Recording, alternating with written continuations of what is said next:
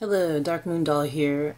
Today, I'm going to answer a question from a viewer, subscriber, who asked me how long will it take for my hair to get long. I've answered this question many times, but I want to include also the Native Americans and why they grew their hair and never cut it. Well, I mean, not all Native Americans, but a lot of Native Americans believed in the power and the spiritual significance of letting your hair grow and not cutting it.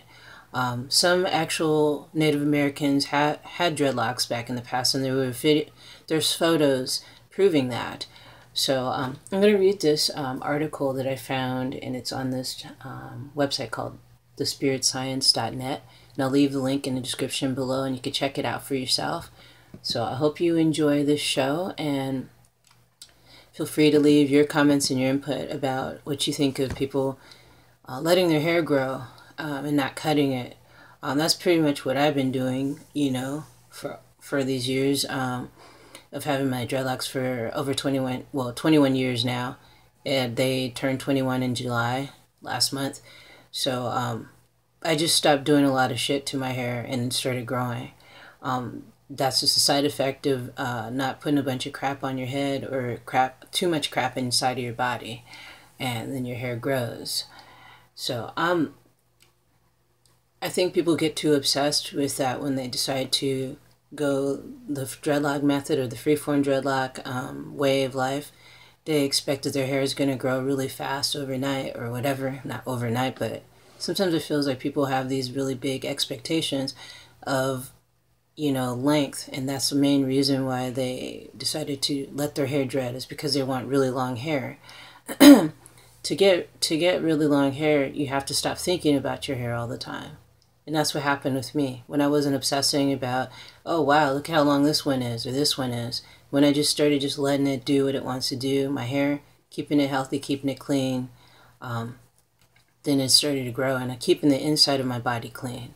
So there's more than just things that you do on the outside of your hair. You want to make sure you put healthy things on the inside of your body as much as you can. So I have a little bit of my tea here. I'm drinking some sage and fennel tea. I was drawing a blank there. Both of those herbs are in my garden too. So yeah, anyway, so I'm going to get on to reading this article, and let's see. The name of the article is The Supernatural Reason Native Americans Kept Their Hair Long. I have Native American in my background, in my genes, you guess you would say. I talked about this before, as well as African, and possibly, I don't know. I don't know how accurate this, when it was told to me, possibly Jewish. But then if you look at what being Jewish is really about, do the history behind the Jewish people, you find something very interesting, which I won't go into right now. So here we go. We've all heard the story of Samson and Delilah. In it, one of God's great servants, Samson, was a man possessed of superhuman strength. He was eventually betrayed by the love of his life, Delilah, who figured out that he could be defeated by cutting off all his hair. Okay, let's scroll down. Pull this out of the way. There's an ad there. Yes, stop seeing this ad. I can't even read this. Okay, anyway. In relation, the Native American tradition has long held that hair is an outward projection of the nervous system, acting much in the way of human antenna. And I've said that so many times, because my hair will just stick up. Some of my dreadlocks will just stick up any kind of way. Like this one's just doing this thing, hanging over to the side like that. Our hair is responsive for transmitting pertinent information to the rest of the nervous system. According to this line of thinking, our hair also transmits an energy from the brain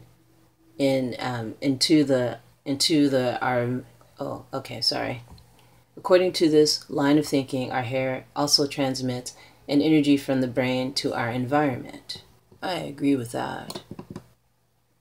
a study from native code talkers in Vietnam. There's actually a declassified bit of information from the Vietnam War that related to this phenomenon regarding Native American code talkers. It would appear that during this conflict, special envoys of the War Department were sent to Native American reservations in search of tough, young, talented scouts who were adept at moving through and sniffing out especially rough terrain. Men with a reputation of having seemingly supernatural tracking abilities were held at premium for recruitment. This seems like a totally different article now. Is it still talking about hair? I'll keep reading and we'll see. Once the men were convinced to enlist, however, all prior evidence of scouting and tracking and skill seemed to disappear completely. New recruit after new recruit consistently failed to perform as anticipated, and mass failures and casualties caused the U.S. Armed Forces to conduct a study to get to the bottom of the issue. The test on the Native men would go something like this. The new recruit would be instructed to commence an overnight training operation. When they fell asleep, an armed enemy would attempt to sneak up on him. The men would be awakened by a strong fight or flight response long before the supposed attacker was even close, even before the enemy was close enough that his movements could be heard. The new recruit would often follow some sort of sixth sense and pretend to sleep rather than flee. When the attacker was close enough, the recruit would grab and overcome him. However, after basic training, the same man would consistently fail the test he passed before with flying colors. When the privates were asked about why they would fail to perform as before, they would consistently answer that their required military haircuts left them unable to harness the sixth sense that was previously very natural to harness. Okay? They could no longer sense an enemy approach and felt as if their natural intuition was no longer reliable. After this was uncovered, further tests involved privates who were allowed to keep their hair against those who had received the required military haircut commenced. As you might guess, those native privates who were allowed to keep their hair performed exactly up to the standards that they had performed prior to recruitment. As a result, this leaked document recommended that Native American recruits be allowed to keep their long hair. You didn't know that. Over millions of years of evolution, mammals have adapted to their surroundings.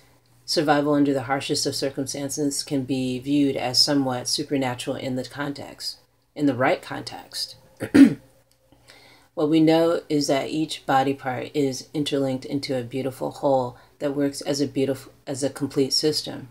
The modification of even a seemingly small aspect of the system can interrupt the entire process. If the hair is cut, the emitting and receiving of energetic transmissions is dampened.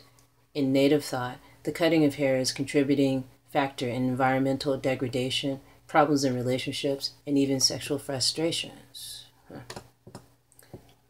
So, there it is. So, what do you guys think about that? I always knew that, I read a bit about Native Americans and why they don't cut their hair, and that was a lot of the reasons. I didn't know about the whole military thing, which is really interesting, because I have always saw my hair as antennae. It picks up on certain energies, and I'm able to get more insight on the people that I'm dealing with. I felt like that more and more the longer I've had my dreads.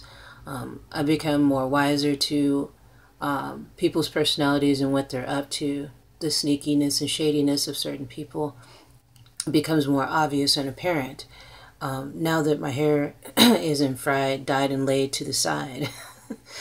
Like back in the day, like in the 80s and early 90s, I started my first set of dreads, I believe it was in 98, and my second set, 99. So these are the 99 ones, 99 dreads, I think. There's a 99 or 98 shit. I lost track. It's been over 21 years. That's all I know. Well, not over. It's been 21 years. So it's been a while. And people often ask me, why aren't your locks longer? Because you've had them for 21 years. The reason being is that I did a lot of unhealthy things to my dreads in the beginning. I used commercial hair dye. I used very tight, constricting hairstyles that really caused a lot of tension on the scalp. therefore making my hair weaker. And also, when I braided my hair in some of these styles, my dreads, it weakened the dread itself. So like this long one, it's like weak in the middle there. So what am I doing with that? I'm just going to leave it alone and just keep it healthy as possible. I mean, so that's the result of doing unhealthy things to your hair, to your dreadlocks. Unhealthy things don't mean just putting chemicals on your hair. It could be like wearing your hair in really tight, constricting hairstyles to where your scalp is hurting and you know it is, but you're still wearing the hairstyle because you think it's cute or adorable or fashionable, but it's not comfortable and your scalp is suffering from it. You know, it may look cute in the beginning, but after a while wearing these type of hairstyles, it wreaks havoc on your scalp. So if you're saying, I want to know when my hair will get long, or how long will it take for my dreadlocks to get long, stop thinking about that. If you're on a freeform dreadlock journey, you're not thinking about that. But if you're thinking about that constantly, that means that you're wearing dreadlocks as a hairstyle, as a fashion, as a trend, being a part of the trend. And that's not my journey with my freeform dreadlocks. If that is your journey, that's fine. I respect your journey. But my journey is way different than that. My journey is a spiritual one for my freeform dreadlocks. So yeah, thank you for joining me today for this freeform dreadlock talk and talking about the significance of long hair for Native Americans, and also adding into the mix the fact that they perform better in tracking and all that when they had longer hair than when they had a military haircut, which makes a lot of sense, saying it dampens that supernatural powers that we have innately within ourselves. I totally get that, and I totally feel that genuinely. Not everybody does, and that's okay. That's not their path. So yeah, thanks for subscribing to my channel. Thanks for the likes and shares, and thank you for your kind comments. Leave your comments down below and let me know what you think about all of this, about Native Americans finding long hair being significant and holding a lot of power within the hair, like an antenna. I'm not saying all Native American tribes believe in this, but a lot of them did, and a lot of them still do. So yeah. So if you'd like to support this channel, you can donate $1 or more to my PayPal at kdaddytmama@comcast.net and include a question you'd like to see answered on an upcoming show. It's not required to donate to this channel in order to watch the videos on this channel. It's just people have asked how they can support all of my channels, which is this one, the Dark Moon Doll channel, the Productive Cannabis Connoisseur channel, and also Healing with Color. Those are all the 3 channels I have here on YouTube. So thank you so much for joining me, you guys. Brightest blessings to you all, and enjoy your freeform dreadlock journey. I'm enjoying mine, so, and I've really been enjoying reading the comment section, your comments regarding your dreadlock journey. I'm sorry I haven't responded to all of you, but I definitely read them, and I definitely appreciate all of the kind comments and hearing your journey, because it is a journey. At least for me, it is a spiritual journey. Alrighty guys, brightest blessings to you all, and I'll see you soon.